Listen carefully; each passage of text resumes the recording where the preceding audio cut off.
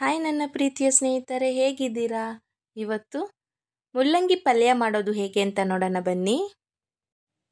ಮೊದಲಿಗೆ ಒಂದು ಪ್ಯಾನಲ್ಲಿ ನಾನು 2-3 ಸ್ಪೂನಷ್ಟು ಎಣ್ಣೆ ಹಾಕೋತಾ ಇದ್ದೀನಿ. ಅರ್ಧ ಸ್ಪೂನಷ್ಟು ಸಾಸಿವೆ ಹಾಕ್ತಾ ಇದ್ದೀನಿ.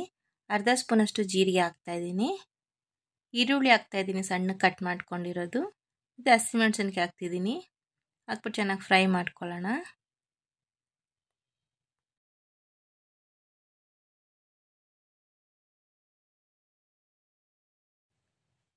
ಸ್ವಲ್ಪ ಚೆನ್ನಾಗಿ ಬ್ರೌನ್ ಆಗಬೇಕು. ಕರ್ಬೇವಿನ ಸೊಪ್ಪು ಹಾಕ್ತಾ ಇದ್ದೀನಿ. ಹಾಕ್ಬಿಟ್ಟು ಮತ್ತೊಂದ್ಸಲ ಎಲ್ಲ ನೀಟಾಗಿ ಮಿಕ್ಸ್ ಮಾಡ್ಕೊಂಡು ಫ್ರೈ ಮಾಡ್ಕೊಳ್ಳೋಣ. ಮುಲ್ಲಂಗಿ ಸಿಪ್ಪೆ ತೆಗೆದ್ಬಿಟ್ಟು ಸಣ್ಣ ಕಟ್ ಮಾಡ್ಕೊಂಡಿದೆ ಚಿಕ್ಕ ಚಿಕ್ಕದಾಗಿ ತೆಳ್ಳಕ್ಕೆ, ಅದನ್ನು ಹಾಕ್ತಾ ಇದ್ದೀನಿ. ಹಾಕ್ಬಿಟ್ಟು ಎಲ್ಲ ನೀಟಾಗಿ ಮಿಕ್ಸ್ ಮಾಡ್ಕೊಳ್ಳೋಣ.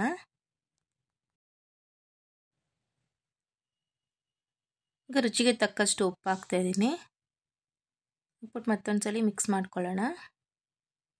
ನೀರೇನು ಹಾಕೋದು ಬೇಡ, ಹಾಗೆ ಫ್ರೈ ಆಗುತ್ತೆ. ಒಂದು ಮುಚ್ಚಳ ಮುಚ್ಚಿಬಿಟ್ಟು ಬೇಯೋದಕ್ಕೆ ಬಿಡೋಣ. ಈಗ ಒಂದು ಚಿಕ್ಕ ಬಾಂಡೆಯಲ್ಲಿ ಕಡಲೆ ಬೀಜ ಹಾಕ್ಕೋತಾ ಇದ್ದೀನಿ ಹುರಿಯೋಕ್ಕೆ. ಸ್ವಲ್ಪ ಚೆನ್ನಾಗಿ ಹುರ್ಕೊಳ್ಳೋಣ.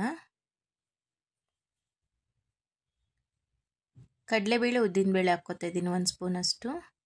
2 ಮಿಕ್ಸ್ ಮಾಡಿ ಅದನ್ನು ಹುರ್ಕೊಳ್ಳೋಣ. ಸ್ವಲ್ಪ ತಣ್ಣಕ್ಕಾಗಕ್ಕೆ ಬಿಡೋಣ, ಇಷ್ಟ ಆದರೆ ಸಾಕು. ತಣ್ಣಕ್ಕಾದ್ಮೇಲೆ ಮಿಕ್ಸಿ ಜಾರಲ್ಲಿ ಹಾಕ್ತಾ ಇದ್ದೀನಿ. ಹಾಕ್ಬಿಟ್ಟು ರುಬ್ಕೊಳ್ಳೋಣ. ಈ ಥರ ತರಿಯಾಗಿ ರುಬ್ಕೊಂಡಿದ್ದೀನಿ ನೋಡಿ, ಇಷ್ಟ ಆದರೆ ಸಾಕು, ತುಂಬ ಪುಡಿನೂ ಬೇಡ. ಈಗ ನೋಡಿ ಇಷ್ಟು ಸಾಫ್ಟಾಗಿ ಬೆಂದಿದೆ.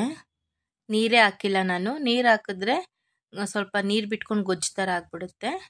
ಇಷ್ಟ ಆದರೆ ಸಾಕು. ಈಗ ಪುಡಿ ಹಾಕ್ತಾಯಿದ್ದೀನಿ ನಾನು. ಕಡಲೆಬೇಳೆ ಉದ್ದಿನಬೇಳೆ ಹುರ್ಕೊಂಡಿದ್ವಲ್ಲ ಅದ್ರ ಪುಡಿ ಹಾಕ್ಬಿಟ್ಟು ಮತ್ತೆ ಎಲ್ಲ ನೀಟಾಗಿ ಮಿಕ್ಸ್ ಮಾಡ್ಕೊಳ್ಳೋಣ. ಈಗ ಮೇಲಿಂದ ಕೊತ್ತಂಬರಿ ಸೊಪ್ಪು ಹಾಕ್ತಾಯಿದ್ದೀನಿ.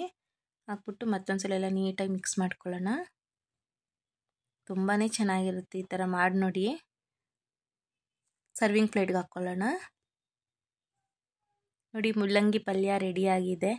ನೋಡಲಿಕ್ಕೆ ಎಷ್ಟು ಚೆನ್ನಾಗಿದೆ, ತುಂಬ ಟೇಸ್ಟಾಗಿರುತ್ತೆ, ತುಂಬ ಚೆನ್ನಾಗೂ ಇರುತ್ತೆ. ರೈಸ್ ಜೊತೆನೂ ತಿನ್ಬೋದು, ನೆಂಚ್ಕೊಂಡು ಕೂಡ ತಿನ್ಬೋದು.